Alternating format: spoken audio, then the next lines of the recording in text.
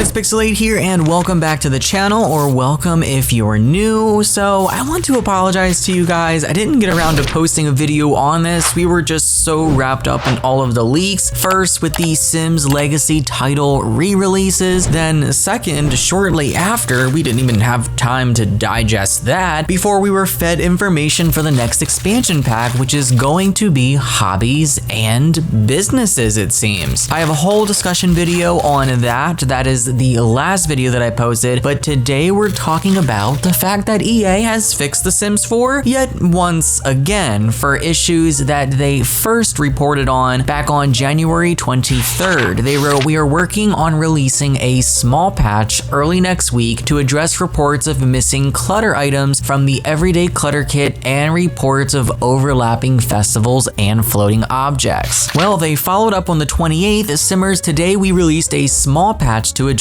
missing clutter items across the base game and multiple packs and the issue regarding overlapping festivals and floating objects. So with this, we do have official patch notes. They do cover the whole transition from Answers HQ over to EA Forums. The Sims team writes, "We've officially moved to the EA Forums, EA's new platform for community engagement and reports. As part of the migration, we've also moved the open reports and their corresponding Me Too's to the EA Forums." So I am happy about that. It seems like everything's up and running now and they've moved existing bug reports over. That was one thing that I was really worried about with them, was I thought they would kind of leave things hanging over on the old forums and potentially brush some serious issues under the rug, but it doesn't look like that's the case. So fixes and updates. Just like I mentioned from the tweet, we have a festival objects from different events. Rogue objects such as coffee cups, plates, flowers, cupcakes, crates, and boxes will no longer appear randomly floating or scattered around the sky. I haven't seen that, but that's quite bizarre. They fixed an issue where the full body outfit YM Body SP60 robe boxers was wearable for female Sims. The Casanova Cave top now tucks in properly, and there's a list of sub bullet points here for things they missed in the last patch notes. Hover tips will show up a bit quicker when moving your mouse around the HUD. Lessons improvements, fixed sidebar indentation and linking issues. You can now update traits and aspirations after finishing Create a Sim Stories. A couple of travel improvements. You can click on your sim to travel and the interaction has been moved up in your phone. Grim has a new ghastly look. His tattered robe has additional detail exposing his skeletal ribcage, and he has skeleton fingers to match. A lot of Simmers actually pointed this out. They noticed, wait a minute, the Grim Reaper looks different. What happened to him? They never really talked about this. It wasn't in the last patch notes, but now they've included it here, I guess, because a lot of Simmers are kind of confused and thought they were being gaslit. Like, wait, how long has the Grim Reaper looked like this? So for the last one here, clutter items that were not showing up under the clutter tag in build mode have been fixed. Let there be clutter, which in my opinion is the most important fix. That was just ridiculous. The fact that Simmers were paying for packs and they couldn't even find the stuff they'd paid for. I see why so many were upset, but it's good that they fixed this very quickly. I will say there has been a big improvement with the Sims team as far as tackling bugs, getting things fixed, and just being very prompt with things. I don't know, I just feel like 2 to 3 years ago, it was just a hot mess. Not saying that it isn't a mess now, but it's definitely less of a mess than it was a couple of years ago. So they've definitely gotten on track. And finally, I want to talk about The Sims' 25th anniversary. We have the leaks for the re-releases of The Sims 1 and The Sims 2.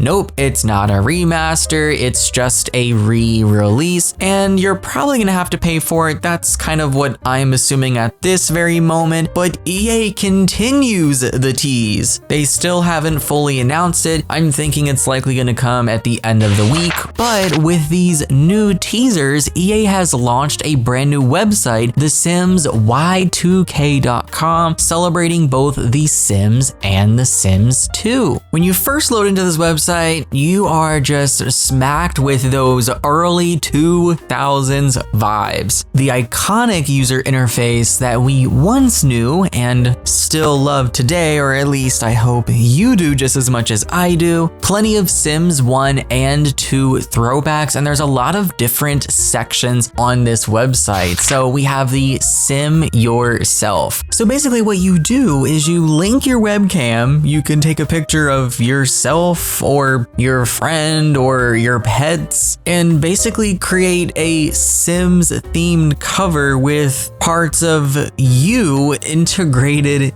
into it. You can pick from 6 different overlays and even the burglar. I definitely think this is yet another hint at burglars coming to The Sims 4. I think we're probably looking at the addition of them in the very near future. The next section is the Sims board. It's basically a soundboard with a ton of classic Sims sound effects from both The Sims 1 and The Sims 2. Then we have Sim Vision. It's practically a third-person camera into the world of The Sims 1. You're basically just watching Sims do Sims stuff.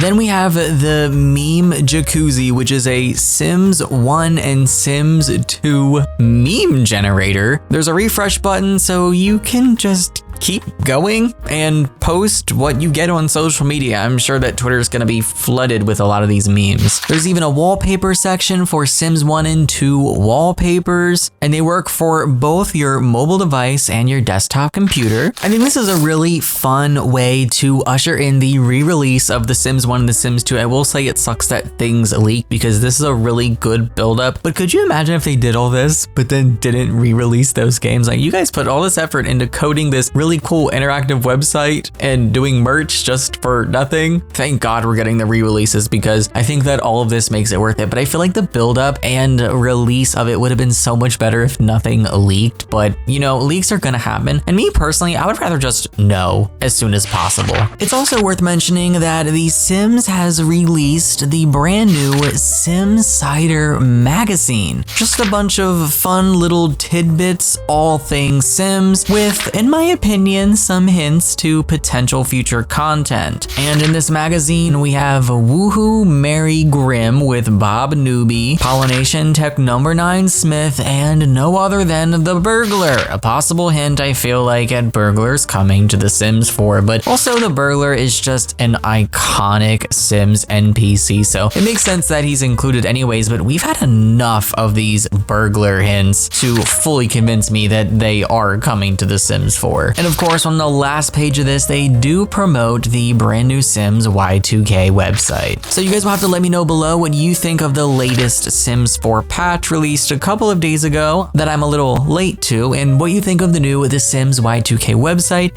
and if you've checked it out and generated your own memes and used the Sims board yourself. That's gonna be it from me for now. Thanks for clicking and watching. Take care, guys, and happy life simming.